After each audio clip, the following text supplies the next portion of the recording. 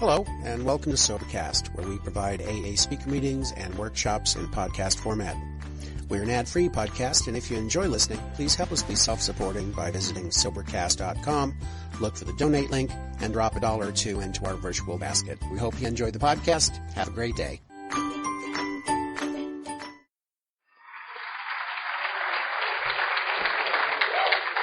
Good morning. My name's Mary Pearl, and I'm an Al-Anon trying to be happy, joyous, and free.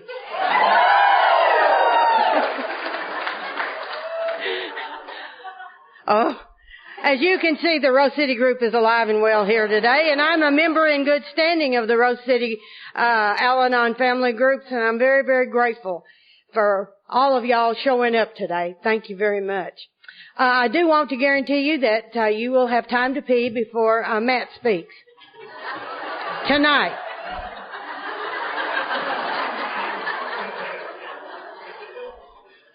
Some of us are sicker than others.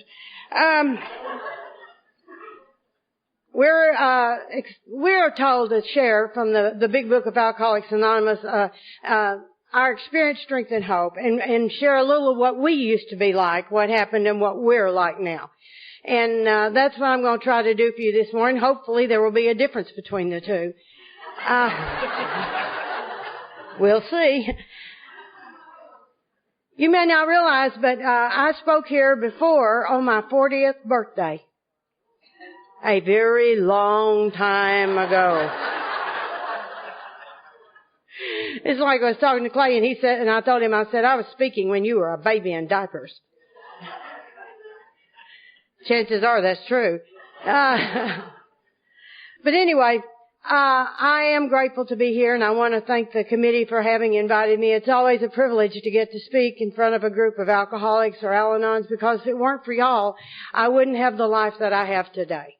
If y'all hadn't cared enough about me and JD to embrace us, this was the first convention that we ever went to in 1977.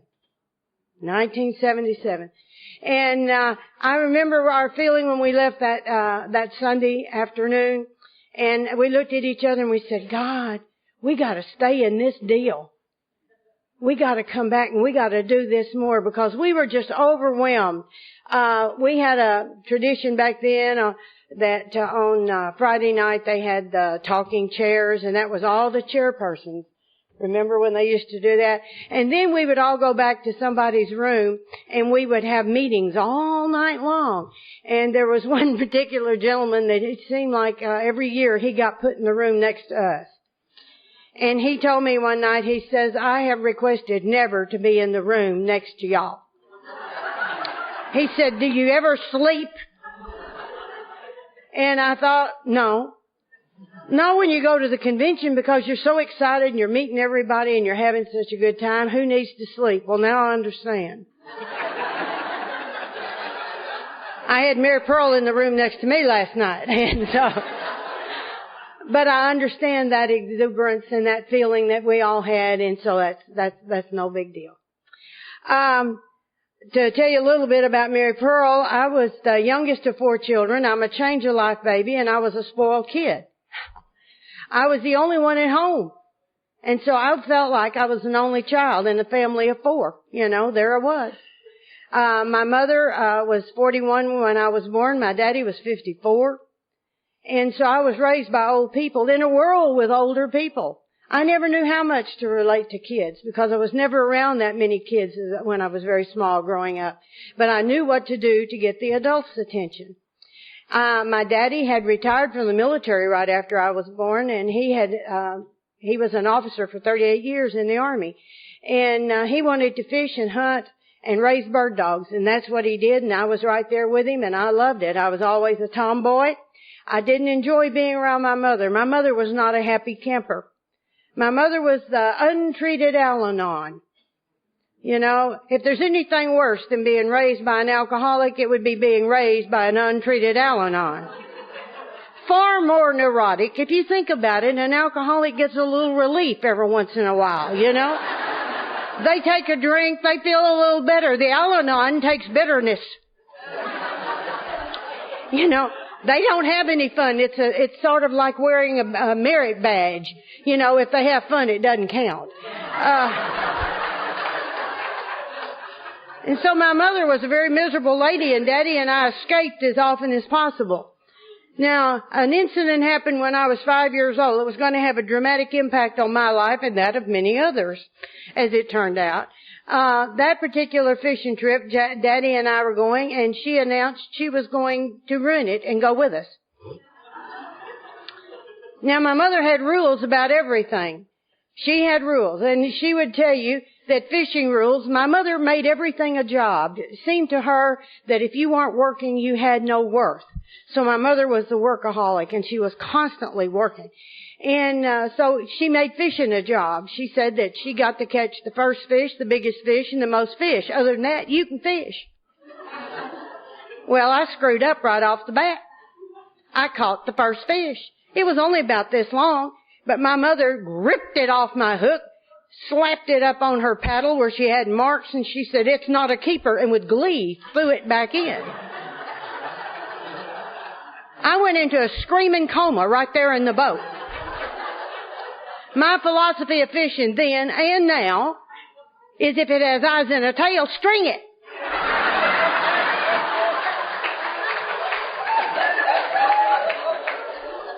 And Daddy said to her, he said, "Honey," or said to me, he said, "Honey, come back here in the back end of the boat with me." And so I went back to my daddy, and as I got close to him, he leaned over and said, "And we'll get her." I didn't know what it meant, but intuitively I knew I was going to like it. And what it meant was every time she'd catch a fish, she'd swing around, he'd take the fish off, rebait her hook, she'd swing around, start fishing. And he'd give me the fish, and I'd throw it over. Every fish the old heifer caught, I threw over. Now, Daddy's playing a joke on Mama, but the little kid here, do you know what the little kid has realized this day? I have learned that when somebody does something to you and it hurts you, do it back to them as many times as you can. And I found that out when I was doing a 4-step. When I was writing all about my past and everything, and I was writing this down as one of my most pleasant childhood memories.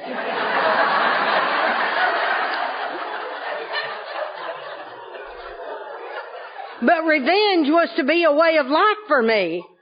And it was okay. I mean, that was the standard. That was the standard. Well, my whole life changed on November the 30th of 1954. I watched my daddy die of a heart attack that night. And I was left with it. And I called her the warden because I felt like I was in prison, and my whole world changed at that point. And I knew that everything I had been told about God and life and everything was all a lie. Because if God loved me, why didn't He take her and leave me with my daddy? And so I lost any kind of spiritual connection at that point in my life at the age of 12. And now I was going to do self-will run right until I got to y'all, and sometimes afterwards. You know, we don't get this overnight. And so anyway, I declared war on Mama, and I think she declared war on me, and the bottom line was whoever dies first, the other one wins. Now, I'm an overachiever. I'm a straight A student, and that's not good enough. I'm the straight A+ student, you know. I've got to be better than everybody else so that I can feel equal to the kid who's making a C. I don't know why, but that's just the way it was. And I always felt different. I never felt like I completely fit. Now, I led a gang of people because my thing is you either lead or you don't go. Because I can't afford to be at the mercy of someone else. You know, when you've got to manage and control things, you cannot be at the mercy of someone else. So therefore you become the natural born leader. Ha ha. And I had this group of little sickies that followed me. Some say I still do. But it's not a little group, and they're not that really sick. But anyway, in 1954 they did a wonderful thing for me. They built Little 57, I think it was. They built the Air Force Base out at Little Rock. Actually, it was in Jacksonville. And I read in the newspaper that they said that there was 10 men for every one woman in the area. And I want my 10. And I want your 10 and your 10 and your 10. Is there ever too much of a good thing? No. If it feels good, do it to you. Die on the spot. You know? So as you can see at this point, I'm ready to drink, am I not? It just doesn't do for me what it did for a lot of y'all. But I had everything else in place. Everything else. The only thing I can see between me and an alcoholic as a difference is an allergy to alcohol. And then when they drink, I have an allergy to their drinking, you know. But anyway, this was going to be later on. Now, my mother's father, mother, 2 brothers and sister were drunks. My mother was the only one in her family that didn't drink. I think she needed one. I think maybe, and she was always afraid of that. She told me, she said, we carry the bad seed, so don't ever drink, because you see what happens. And her father was a very mean drunk, and she had many scars emotionally and physically from altercations with him until she was only 13 years of age when she ran away from home. And so therefore, I knew about alcohol, but I didn't know about alcohol. You know, it's real funny. You think you know, and you live in the disease of alcoholism, and you don't realize it is a disease, and it's alcoholism. Never becomes alcoholism. It's always ism, you know, and the family carries that ism as well. You don't have to drink it to get sick on it. And so I'm living proof of that. Okay, I went out to that air base, and I went trolling. And and sure enough, there's sick ones everywhere, you know. And I married this little old Yankee boy, and he never knew what hit him. You see, he said the magic words, I'll take you away from home. I would have gone with Satan himself if he'd have said, I'll take you away from home. Because I hated being there. I knew if I could get away from home, it was always, you ever notice how it was always going to be better over there? And when you get there, funny, isn't it? It's always better over there. And you know why? Because where you go, there you are. And I didn't know that. You know, there's so much you don't know, but you think you know everything. And when you think you know everything, nobody can tell you anything. And so anyway, I married this little old Yankee boy. And he took me far away from home, which he promised. He took me to Newfoundland, courtesy of the Air Force. And I looked at that and I thought, Newfoundland, where is Newfoundland? I got out the atlas to even find where it was. And I said, it's just this little dinky island off the coast of Canada, you know. And he said, well, that's where we're going. And it's called semi-remote. Well, God forbid you should ever go remote. I stepped off that airplane, I was in snow up to my butt. I had never seen anything like that before in my life. And I'm looking around, and there's some funny little strings in the backyard of our apartment. And I'm looking back there, and I said, what are those? He said, I don't have a clue. Come the fall, those are your clotheslines. Average snowfall, 290 inches a year. I'm telling you, it was a shock for this kid. But more than anything else, I can tell you the one word that described Newfoundland to me was boring. I mean, how much snow can you watch fall? The wind blows, the power goes off. You know, I mean, it wasn't at all like I thought it was going to be in this foreign country, you know. It wasn't foreign enough. And where did I find excitement? I found excitement in the clubs. And they had the Airmen's Club, and there was a couple of clubs downtown, and then there was NCO Club, and the Officers Club, and I thought, oh my God, it's Mecca. And not only that, they had gambling machines in the clubs, and I mean, I'm underage, you know, this is wonderful, you know, I'm just having a big time. And I got to trolling in the clubs because I had this problem with memory. My husband played in the band, and while he played in the band, I worked the room. I'd forget I was married. Because, you see, my drug of choice is adrenaline. I'm addicted to excitement. If you don't have some, create some, for God's sake. And that's what I would do. You know, so Anyway, while I was there, I started to work for the American Red Cross as the assistant field director for Newfoundland and Labrador. Now, you think Newfoundland's bad. Labrador is a world all of its own up there with the Eskimos. And I call myself doing good. I really thought I was doing good. But my thing has always been I have to push the envelope no matter what I'm doing. I have to push those rules. I don't go with rules very well. And they had rules like you can't take liquor off the base on the Queens Highway. And I would think, the hell I can't. And so they would have these little inspections at the front gate all the time. They'd pull your car over to make sure that you weren't carrying any booze.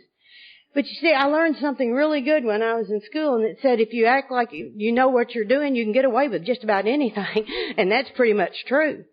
Because when the air police pulled me over that day, I had 2 giant sacks of booze in my car. And so the guy says, booze inspection. I said, just a minute. I picked up my sacks. I got out. I said, go right ahead.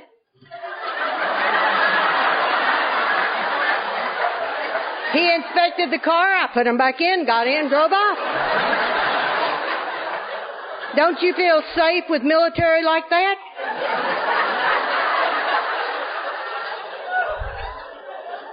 My husband and I weren't getting along too well, needless to say.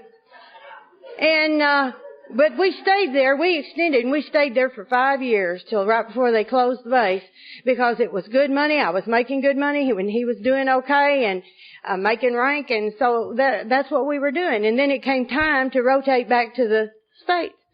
And so I remember calling the guy in stack assignment section. Now, hadn't I mentioned this to my husband? Absolutely not, because I'm in charge. And so I asked the guy, the sergeant down there, and I asked him, I said, where are we supposed to go next? And he said, Minot, North Dakota. Minot? I'm not. I've been in ice and snow 5 years. I am not going to more ice and snow. That is not going to happen. He said, well, where do you want to go?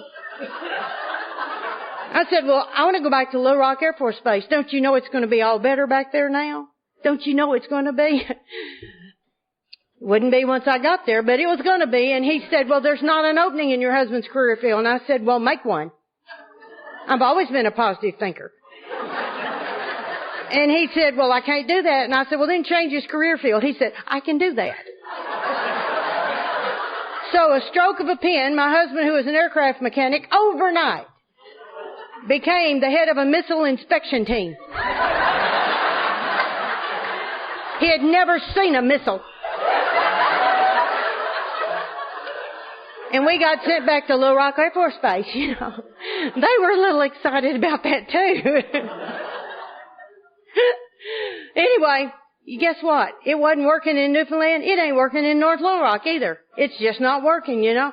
And so, took them a couple of months, and they got that whole deal straightened out, and they told him, well, now you're going to go to Wichita, Kansas. I said, in the middle of the tornadoes? I don't think so. You know, I'm not going. And see, all I needed was just a little excuse because I didn't want to be married. I did not want to be married to him, especially. You know? And the bottom line was, though, I wasn't ready to be self-supporting through my own contributions. Now, I may be sick, but I'm not stupid. So I convinced him with a little fast talking for slow thinking that he should go on, and at some point or another we might get back together again. I got him out of the house, and I put away all the stuff that was his, and I said, free. I was like Martin Luther King, free at last. Praise God, I'm free. But I'm bored.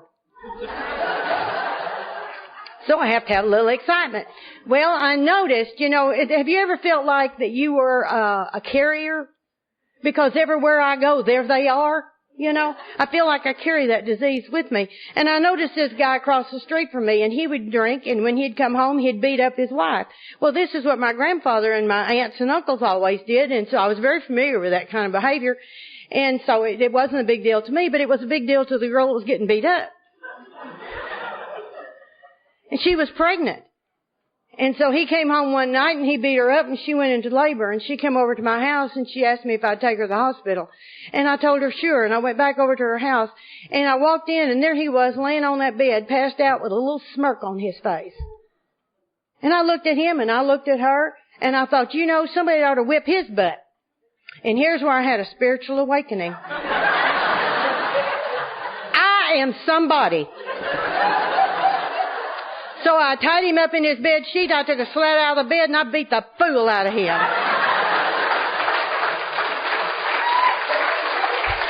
Just made you feel good all over, Little did I know this is going to be the preview of coming attractions. The next day he came over to my house and he said, I was in a hell of a fight last night. I said, I bet you were. Told him his wife was in the hospital. He had a baby girl. On the other side of me, there was this guy, and the doctor told Freeman, you are an alcoholic. You will have to quit drinking. Freeman quit drinking. That was it. No AA, no nothing. Freeman quit drinking. Now we get to see what irritable, restless, and discontent looks like next door. Because I'm always looking out. I'm always watching. And so I was a night person. Always have been a night person. And so I would get home around 6, 7 in the morning. And he had a garden, and he wanted to till his garden at 8 in the morning. This is not acceptable. This makes noise. This disturbs me. So I went out and I told him. He told me to shut my mouth and get my fat butt back in the house. He didn't know about Mama and the fish.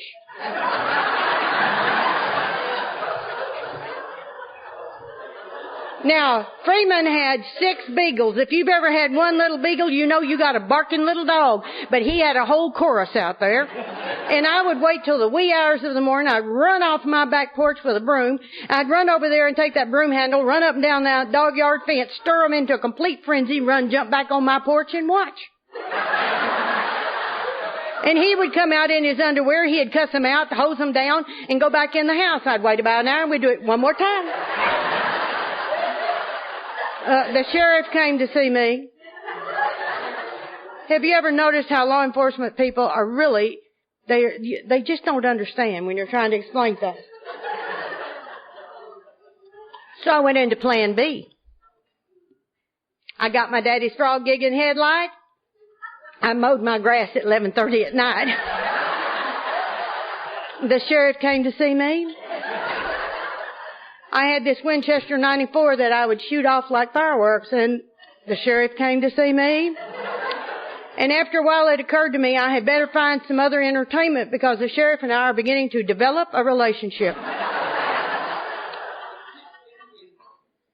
It was that summer that I had this wild birthday party, but in the meantime, I decided I would join. We had a neighborhood softball team, just your average neighborhood now back in the middle 60s, And after the game, we would go back over to somebody's house and discuss our strategy for our next game. It was a mixed team, all different ages, just having fun.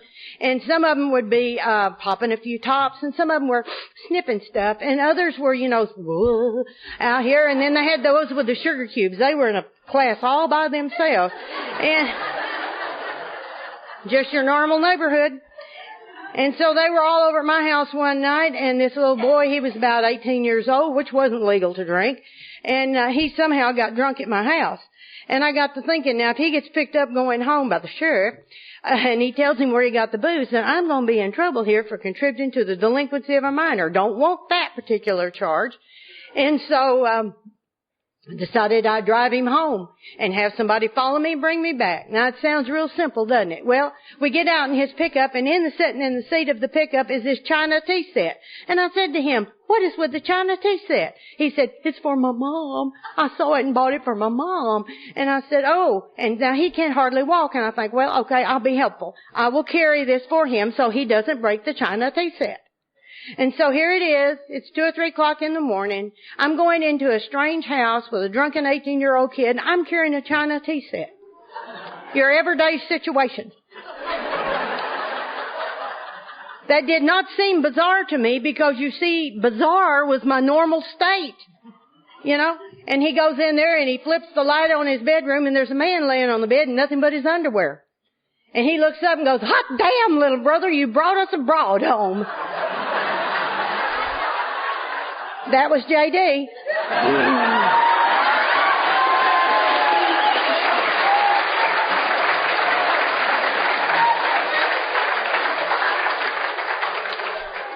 Now that doesn't seem like a strange way to meet your husband to me. You know, I didn't figure I'd find him sitting in the front row of the choir, you know. But anyway, that was earlier in the year, and then later I was having this 4-day birthday party bash, and we got raided a couple of times. But, you know, J.D. came over. Roger told me he was the kid who got drunk. Roger came over, and he said, my older brother, can he come too? I said, oh, hell, who cares? The more the merrier. And so he thought I was too weird. He told his brother, he says, she's too weird for me. I don't know why he would say that. I mowed the grass, threw it in my house. My walls were painted black. I had nudes and the psychedelic lighting. I don't know why he thought I was weird.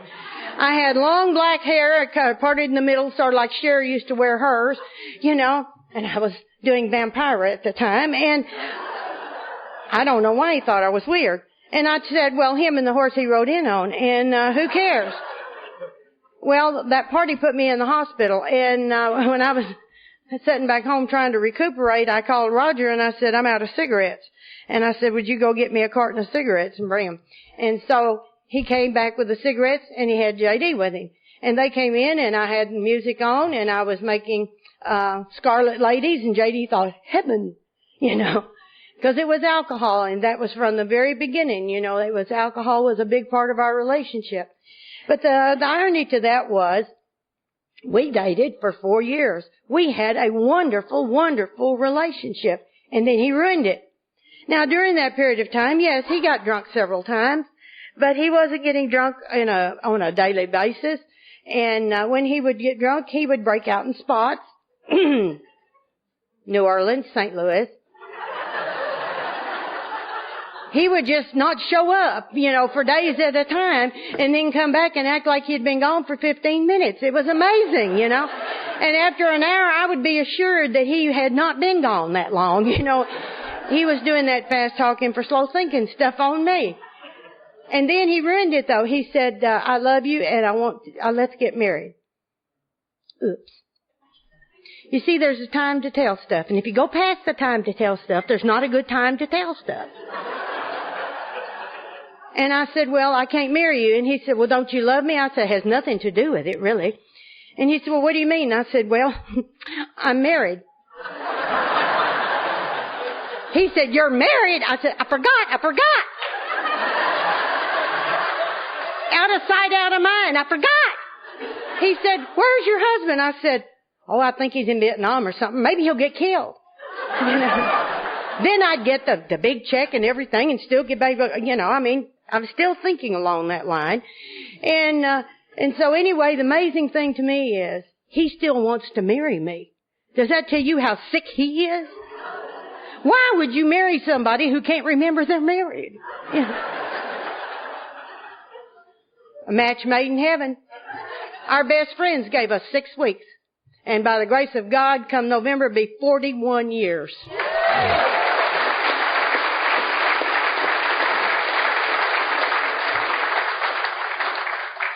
Well, you know, we got married on the 7th of November. We had a big party for Thanksgiving. I went into the bar that was fully stocked when J.D. moved in. And, woman with a house. I got that. And a job. The things every alcoholic needs, right? Anyway, I had a fully stocked bar. I went in there to make drinks for the We'd been robbed. He helped me look for it.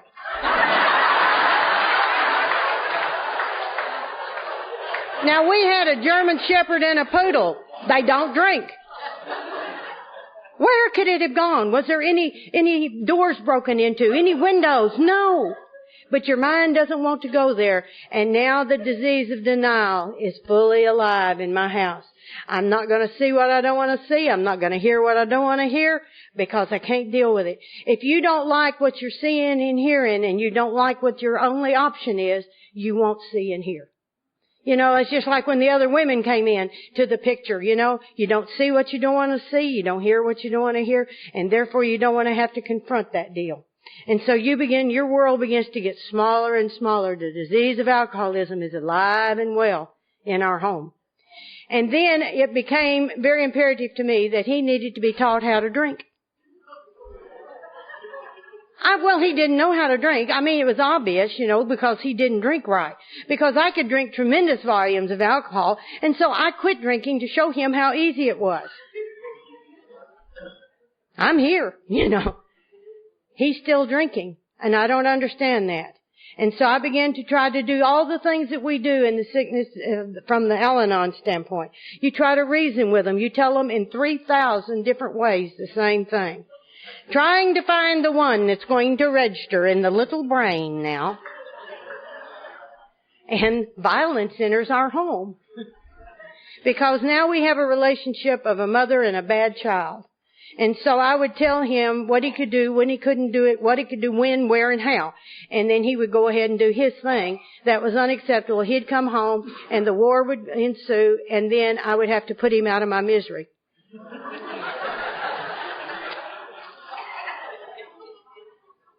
I got very sick doing that. And because you see, there's something about when you hurt another one of God's kids, it comes back against you. You can't hurt other of God's kids and it not affect you spiritually at some level.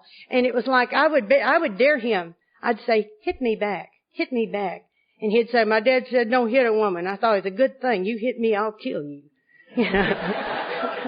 But I wanted him to, because if he did, then it would make me feel that what I had done was okay. And so what he would do, he would go out and get drunk, which I told him not to do, but he came home, took his whipping, and he felt everything was okay now. And so we did that one day at a time. Thing about it is, J.D.'s drinking began to get closer and closer together and longer, and then he began to go to the jails. And the thing about it is, when he gets drunk to a certain point, he gets a big mouth on him, and he would have to tell the police all about their parentage. And when he would do that, sometimes they were not too kind to him, but they learned early on, and they say, we'll just take him to her.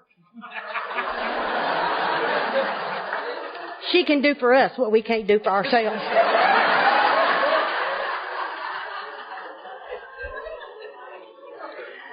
And after a while, you just get to the point where you can't function anymore. And that revenge thing, J.D. decided, he just had to have a sports car because he was hip, slick, and cool. I wanted a station wagon. We bought a truck. Nobody wanted that. And he had to have that sports car. And now he got this little MG midget. Well, I was about double the size I am now. And so you can see it's not a car I get in and out of. It's a car I put on and take off.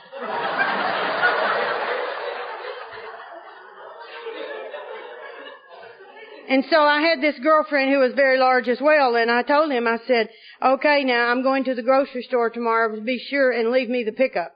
And instead, he thought, wouldn't it be funny to see both of them getting in, it'd be like at the circus, getting all that out of it. So I got up that morning, I saw it, and it was in the wintertime, and I saw it was that little car, and I thought, okay, that's all right. I'll do this. He'll not stop me from doing what I want to do. And I had on my coat and everything. Well, I knew how to get in the car. You just can't bend low enough to get in the car when you're big and tall, and that's a teeny little car, I'm telling you. And so what I do is you just turn sideways and fall in. And once you fall in, then you got plenty of room for your feet, but you got to get in the thing first. And so I did. And so I was going through those gears as I was going over to her house, and she saw me from about a block away. There's a school ground there, and she's standing on the front porch doing this. And she said, I can't get in there. I said, yes, you can and you will. I've always been a positive thinker. And I explained to her how to get in the car.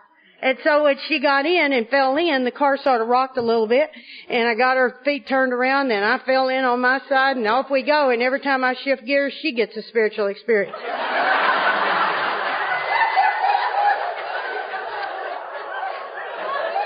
Well, we get up to the grocery store parking lot, and I pull in, now getting out is hard. If you think getting in something, getting out's worse. I never fell out of that car that I didn't get my feet hung in the steering wheel. I don't know how. But I did my normal thing, got my feet hung in the wheel, crawled out of the car, walked around. I told her, I said, come on. She said, I can't. I said, what do you mean you can't? She said, I'm stuck. I said, stuck? And she said, yeah. She said, my bucket's stuck in this. And I said, holy God, you're way over the bucket. What are you talking about? And so anyway, I had one foot on the door and one foot out here, and I'm jerking on her. I'm going to get her out. And when she came loose quick. And she fell on top of me, and we're rolling around out there on the parking lot. This black guy's watching, And he's saying, Lord of mercy, call the fire department. I look over him, I said, you want your ass whipped? Now, I went in the store and we bought groceries. Can you picture that? Where are you going to put the groceries? The trunk is like a glove compartment, you know. So we had stuff all in the floor, behind the seats. We had it all over. And then we got all back in the car and started down and we broke the axle. Now,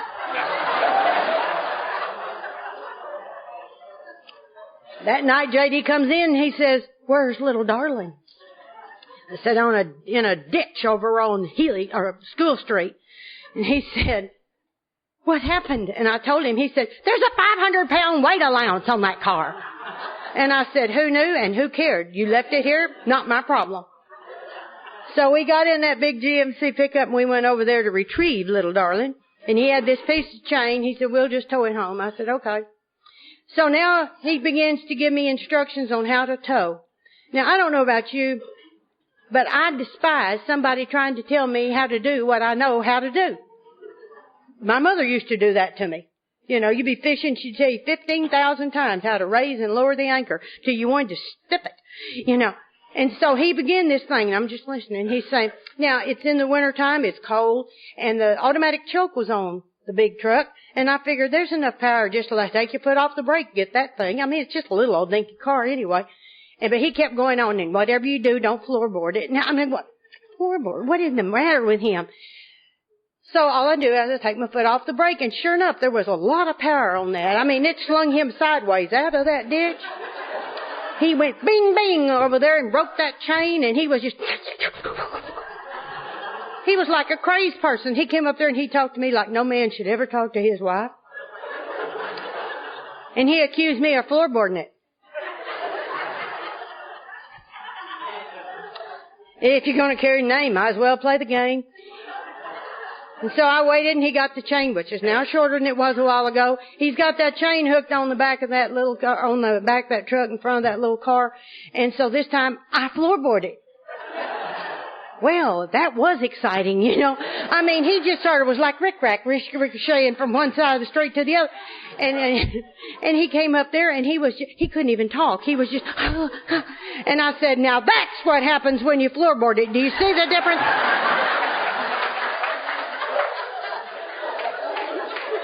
The chain is now 4 foot long.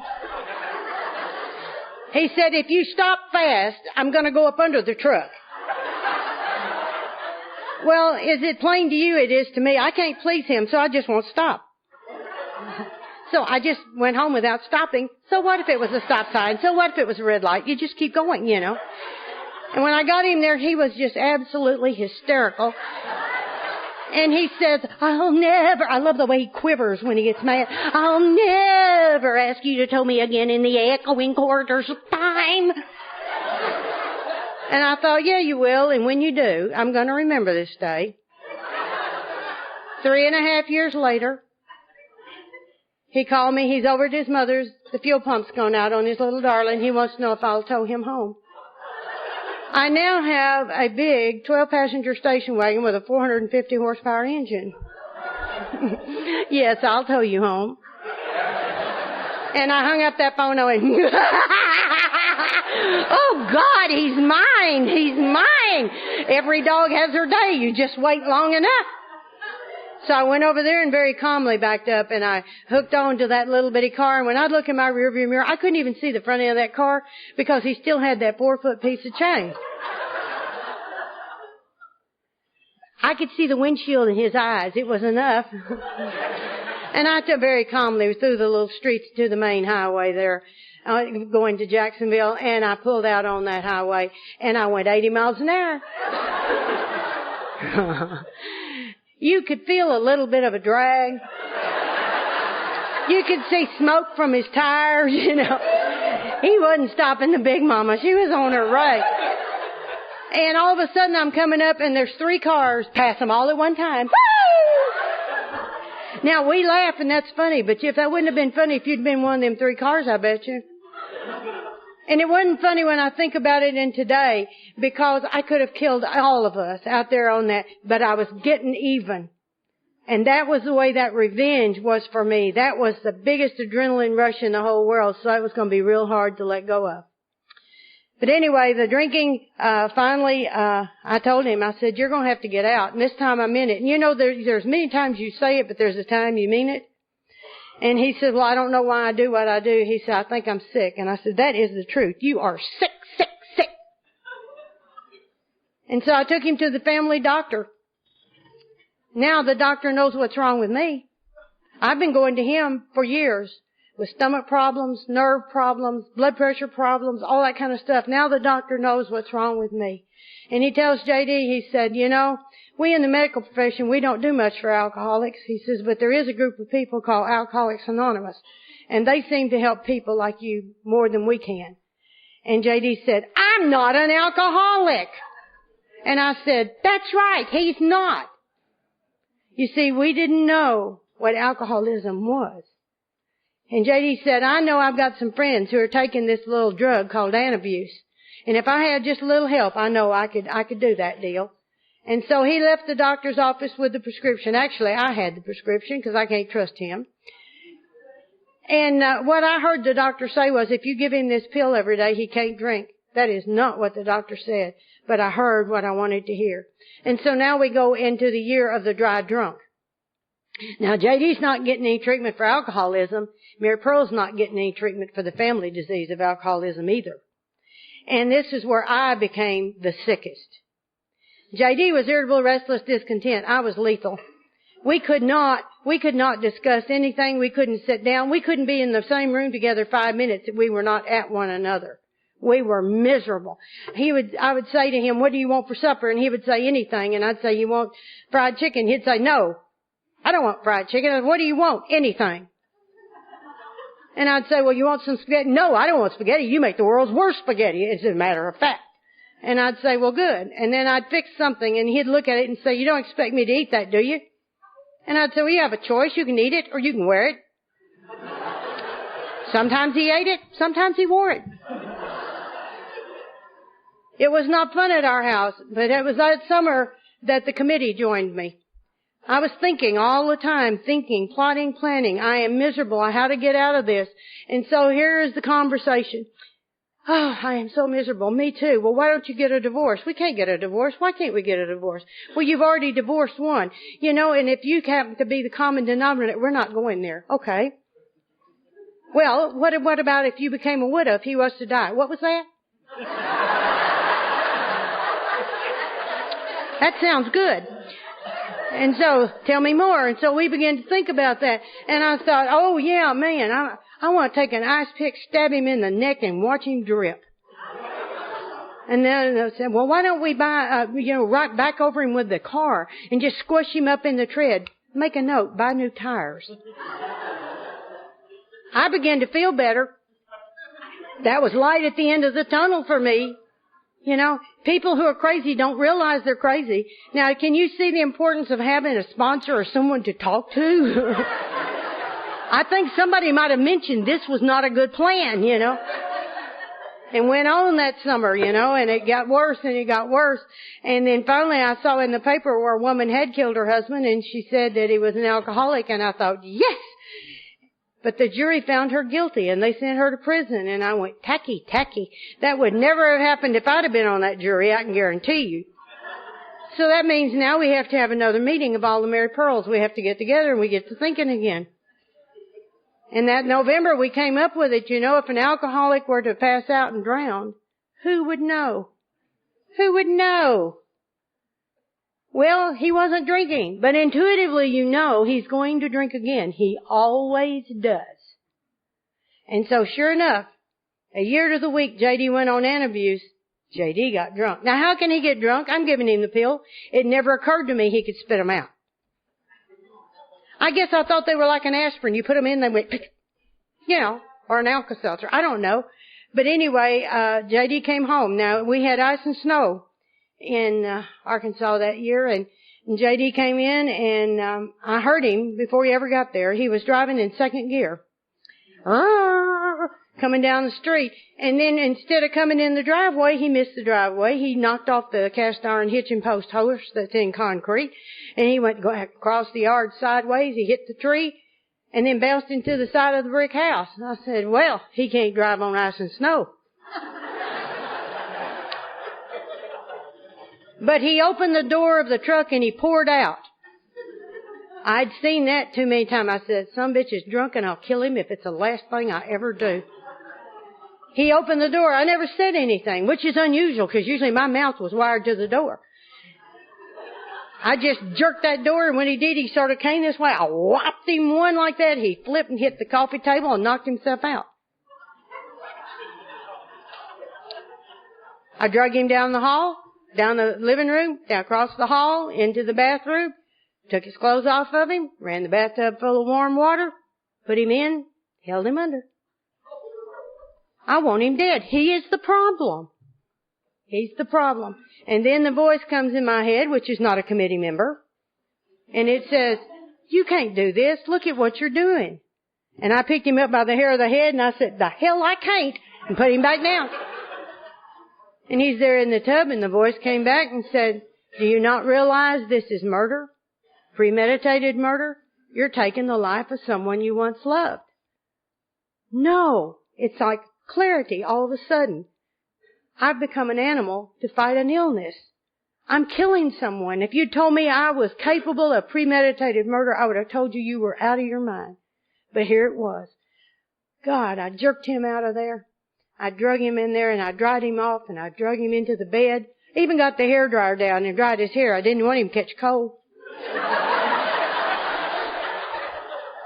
And thank God I had worked for the Red Cross because I could resuscitate him. See, God always gives you what you need.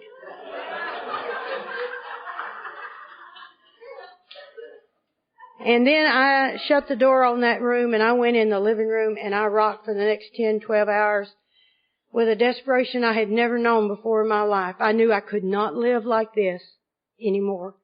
And I didn't know how not to live like this anymore. And I got up the next day and I went off to work as if nothing had happened. How can we do that? How can we do that? You know, we can compartmentalize stuff and you go on, but I would sit at my desk and I was like a zombie. Like a zombie. You know, I didn't know what to do. And I came home from work one day, several days. J.D. liked to die in that room. You see, he would beg for help and scream and holler and everything, but I had seen him go through DTs before, and so it never occurred to me that he might be in real trouble. But he knocked a hemorrhage to death in that room. J.D. had alcoholic poisoning. So it's only by the grace of a merciful God that he's alive and I'm not in prison somewhere. You know, he had drank too much in a short period of time and his body had lost the ability to pass out. And so he had really overdosed with the alcohol.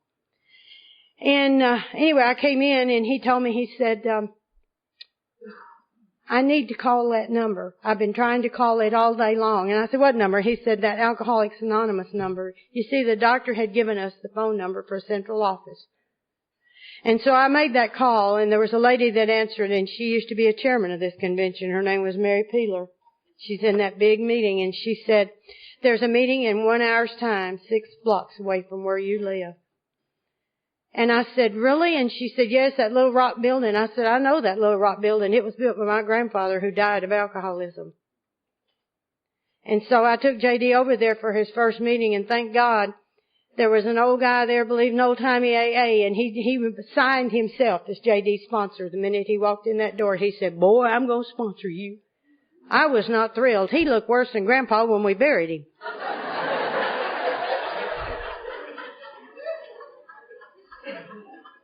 And they told me, there's Al-Anon over there in the corner. There was 2 ladies. And he said, that's for you. And I thought, there's nothing wrong with me. Nothing wrong with me. And so there's nothing worse than somebody getting better in your home and it's not you. Because J.D. was going to meetings every day, 2 or 3 a day, everywhere he was going. Dura was taking him all over Pulaski County, showing him all the different meetings, introducing him to everybody. And then J.D. went to the Serenity House.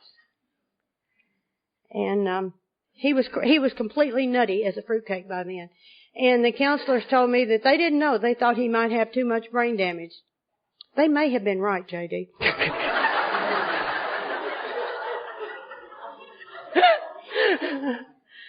But anyway, finally one night, he and this sponsor of his didn't come back after the meeting. And I knew they was both out drunk. And instead they had been on a 12-step call. But during that period of time, the Al-Anons, those two Al-Anons, were sending pamphlets by way of J.D. to my home. And I don't know why I didn't throw them away. You know, those God deals that just happened. I had them in the desk, and that night when he didn't come home, I began to read, and it was like someone was looking in the windows of my soul. And so I called. There was a card in there that says, "My name's Arlene, if you ever need to talk." So I called. It's 11:30 at night. "Arlene, I need to talk." And she was very, very kind about it. She told me there was an Al-Anon meeting, and I told her if I ever got that bad, I would come.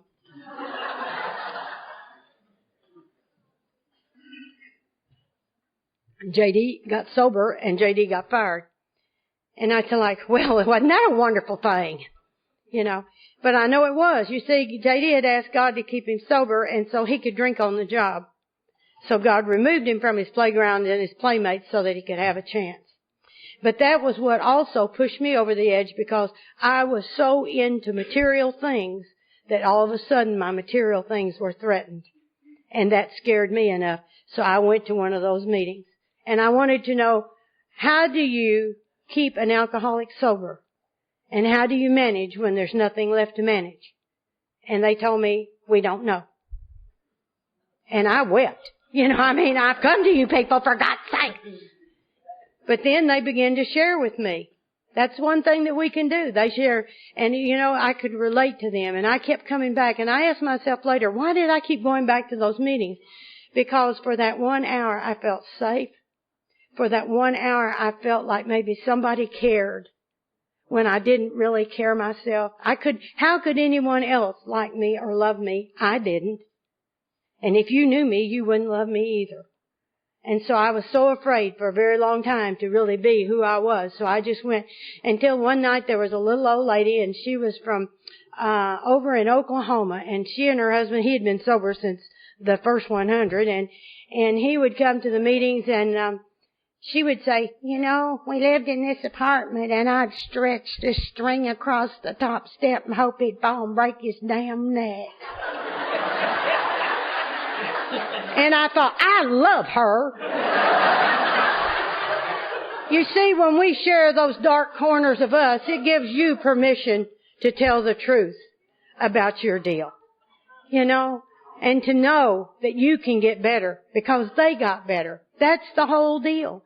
And you know, I got that sponsor. I got a sponsor I didn't want, but I still got that sponsor after almost 34 years. And there's nobody in the world loves me better than my sponsor, because I know she loves me. Even knowing all that crap, she loves me.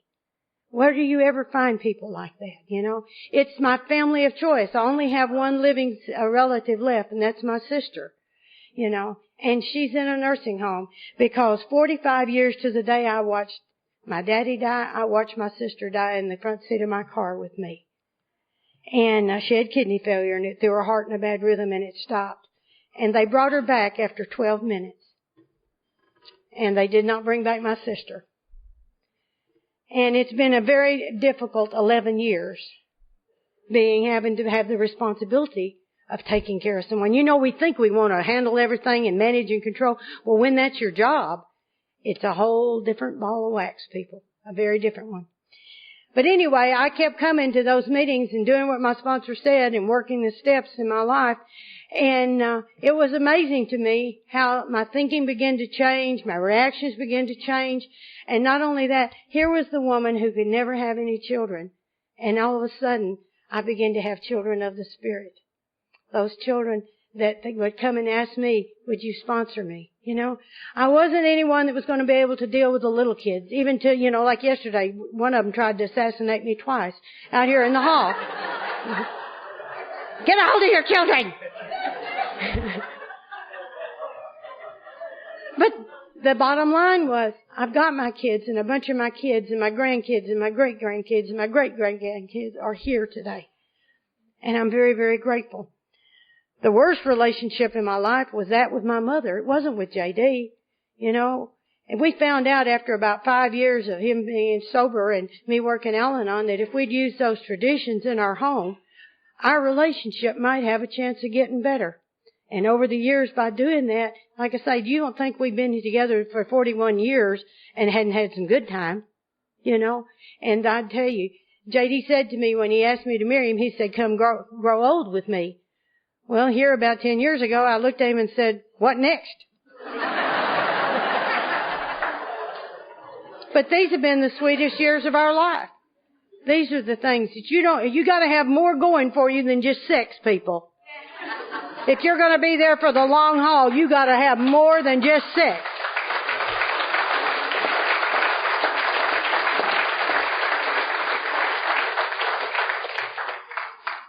Anyway, that relationship with my mother, I said, I hate her. And you know, that was the first time I'd ever say it out loud. Was in an Al-Anon meeting. I said, I hate my mother. And several of them said, yeah. Because, you know, when I was growing up, it wasn't socially acceptable to say you hated your mother. Because that made you a bad person. Well, you know, nowadays everybody does, I hate my mother. You know, it's not a big deal. But it's just like, you know, everybody, you know, used to when I was growing up, you had to be married to get pregnant. Oh, well, forget that. Times have changed. But, like I say, when I came into Al-Anon, when I heard that, it's like, really? And it's like a lot of people have had. But when you become ready, when the student is ready, the teachers will appear. And there was this girl came down from Missouri to visit our group. And her name was Betty. And she said, I've worked through a lot of problems with my mother. And she said, I'd be glad to share with you. And the first thing she told me to do pissed me off. I didn't want to do it. You see, I wanted my mother to change and be the way I wanted my mother to be. And she said, no, you have to accept your mother just like she is. Because if she could be any different, she would have been different. She doesn't have a program like you to teach her how to change. Well, we can do something with that.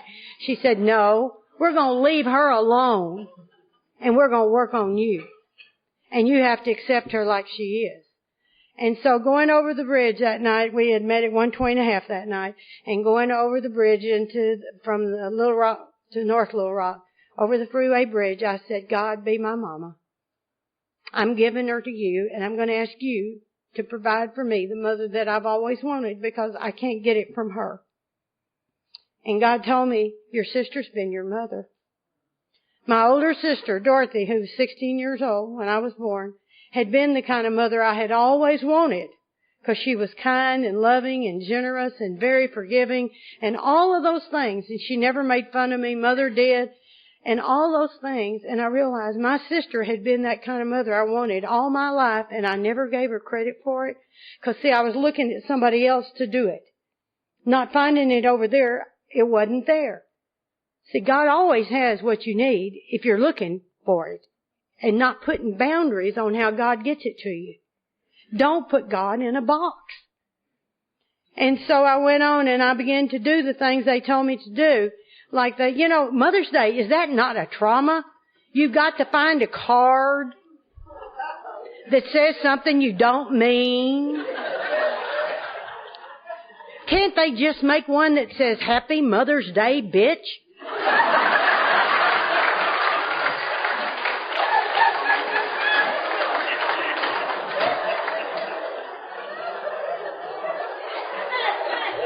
The last card that I had sent her before I started working on this, it says, the longer you bitch, the longer God lets you live. It was one of those little Maxine cards. Mother was in her 80s. She was not appreciative of that card. So the first card I bought, it was all I could do to write Mary Pearl on it. And I said, I just can't send it. I just can't send it. My sponsor sent it for me. And she said, you'll do better next time. And I kept doing those things. But you got to be consistent. And just because you make a few changes, you've got to give it time. Because, you know, it's just like when the alcoholic was drinking. They go sober a little while, but then when they come back and drink again, then it's all gone again. Well, see, I couldn't keep my mouth shut. Because I'd be around my mama and I'd have to tell her. And so my sponsor said, when you feel like you've got to tell her, go home. I might be there 5 minutes. See ya. My mother would call on the telephone, and I would go, God, it's her. And I'd say, Mama, I got to go to the bathroom. Hang on. And I'd go in the bathroom and I'd get on my knees like, God, it's her. You know, and my mama, one time she said, have you got a bladder problem? Because every time I call, you got to go pee. I said, yeah, that's how it works. That's what I got to do. But I kept on doing that. And then Betty gave me the keys to the kingdom. She said, ask God to see your mother like He sees her. Ask God to see that person in your life that's just driving you nuts, to see them as God sees them. Because, you know, God sees us as all of His kids. He sees us the way He created us. He sees us in love because God is love. Just as God loves me, imperfect though I may be, God loves me anyway. And God accepts me the way I am. And so I was told to see my mother. And I prayed that prayer, and I finally told my sponsor, I said, how long do I have to pray this damn prayer? I've prayed for several years now. She said, oh, till it works. Okay. And then one fall, I'm driving over to my mom's. She has a real long driveway, and she was out in the back raking leaves. And I looked back there and I said, my God, my mama's short. Now that sounds stupid, doesn't it? My mama came up to here on me. Why did I not know Mama was short? And the voice said, because you always come as a little child wanting from your mama. You never come as an adult. You always come wanting. You never go taking her anything. You come want. See, I wanted my mother to approve of me. I wanted my mother to love me just like I was. I wanted my mother to, all those things that I wanted from my mother, I was learning how to do for her. But I wanted them from her. And God was telling me, you know, you come as a little child going, gimme, gimme, gimme, gimme. And when you're little, Mama's big. That's the reason I had never realized Mama was so small and so short. And so I'm just going, oh my God.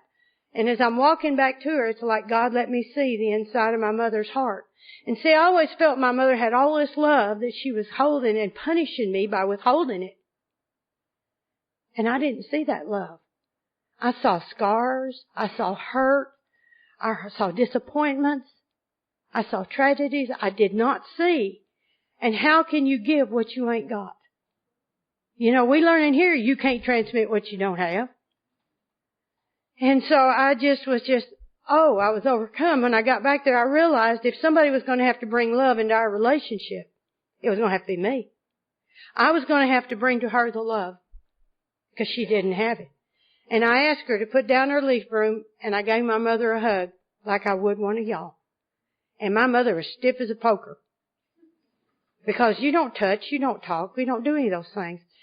But you know, I needed to do it for me. And then every time I would go to see my mother, which was like about every day or two, I would make a point to touch her or to give her the hug or be kind in some way to her to show that love. And you know, over a period of time, that kind of deal makes a difference. Because then I didn't dread to go over there so much. Because for the first time, you know, it's like life's a potluck. What are you bringing? And I was bringing something to Mama's instead of asking Mama for something. I gave that up. I gave that to God. And then one day my Mama called me and wanted me to come by to see her. And I thought, okay. And so I went by to see Mama. And Mama said, I want to ask you something. How come it is when your daddy died, you became such a rotten, ornery kid? And I said, well, I was getting even with you for not loving me. And she said, what do you mean I didn't love you? I gave you a roof over your head. I gave you clothes to wear. I gave you food to eat. It was more than I ever had. You see, my mother had been raised in alcoholism where her mother and her father both drank. Her father was a brutally mean alcoholic. He'd come in. He had cut her all over her body with a knife. He exposed himself to her on a regular basis. And when she was 13, he tried to rape her.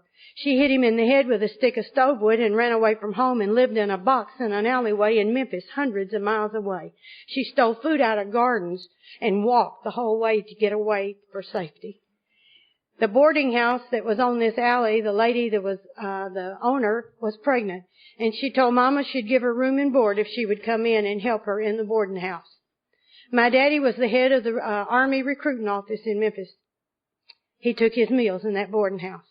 And that was where they met. And when she became 16, they got married in the parlor of that boarding house. She had given the best she could. Because if you had lived like that, what would be the greatest gift you could ever give your child? Never to worry about food, never to worry about something to wear, never worry about a roof over your head. And she'd provided those things that I considered what everybody is supposed to do. But you see, she didn't have those things. Those were luxuries to her. And you know something? That day they became enough. And my mama looked at me and I looked at her and I said, Mama, what can I do to make it up to you for all the things, the hurts and things that I have done over these years? They hurt you, so many of them on purpose. What can I do now to make that up to you? I was so wrong. And my mama looked at me and she said, forgive me for not being the kind of mama you needed. And I said, Mama, I forgive you. My mama got up off of her bench. She walked across the room. She gave me the hug. And she said, baby, I love you. I've always loved you. The first time I ever heard her say it. That was a miracle. The hole inside of me that I'd had all my life closed up that day. That doesn't mean our relationship was perfect from then on, but I was never to have those feelings that I had had. That was gone and done. Those were healed over. God did for us, and the steps and the people working and encouraging me and my sponsor doing the deal, you get the results. That's my experience. Well, the deal with my sister, like I say, has come along, and I'm getting to do things that I never dreamed I would have to do for my sister, because like I say, my sister was like a mother to me. When my mother died, I was totally okay.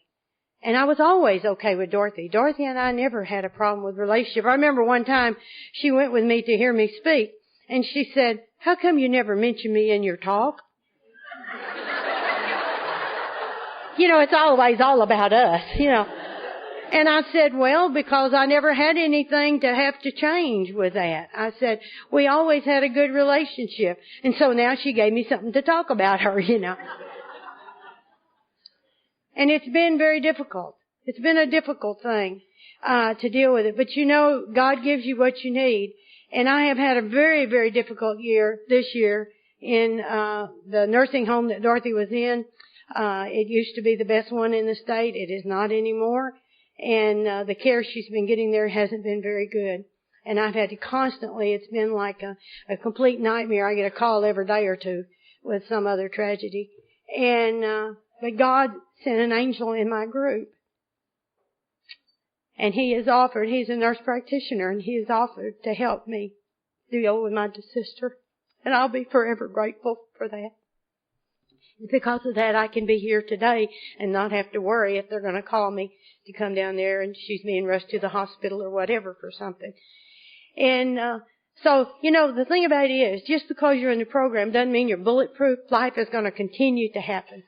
But if I didn't have my home group, and if I didn't have my sponsor in these 12 steps and a power greater than myself, I could not do the deal I'm doing today.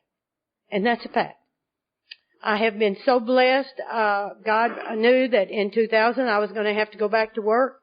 And a girl that I had told her I would help her while one of her employee was out sick, she called me and she said, would you like to go to work for me? Because I was wondering who was going to want an old broad, you know. Not one of those little cutesies, you know. Hello. You know. Instead of law firm, Miss Thompson, you know. And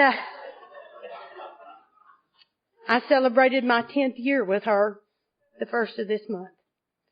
And the irony to this is on my 40th birthday, like I say, I spoke right here. But my health is declining. I have arthritis very badly. And it's getting very, very painful to stand and talk for long periods of time or sit or do anything for long periods of time. Sorry, J.D.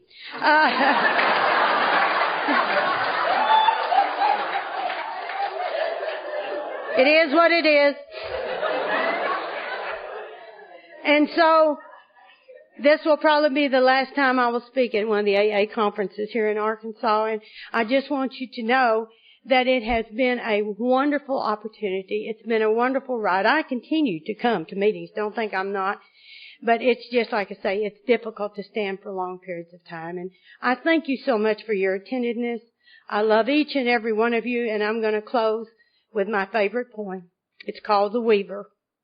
My life is but a weaving between my God and me. I do not choose the colors, but he worketh steadily. Oft times in sorrow, sometimes foolish pride, I forget he sees the top while I the underside. Not till the loom is silent and the shuttle cease to fly will God unroll the canvas and explain the reasons why. But the dark threads are as needful. In the weaver's hand is the threads of gold and silver in the pattern God has planned. Thank you.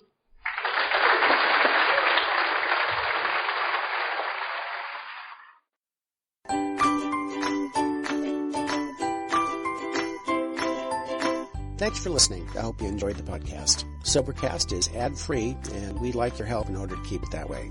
So if you'd like to help us be self-supporting by pledging $1 or $2 a month, visit Sobercast.com and look for the donate links. Thank you very much.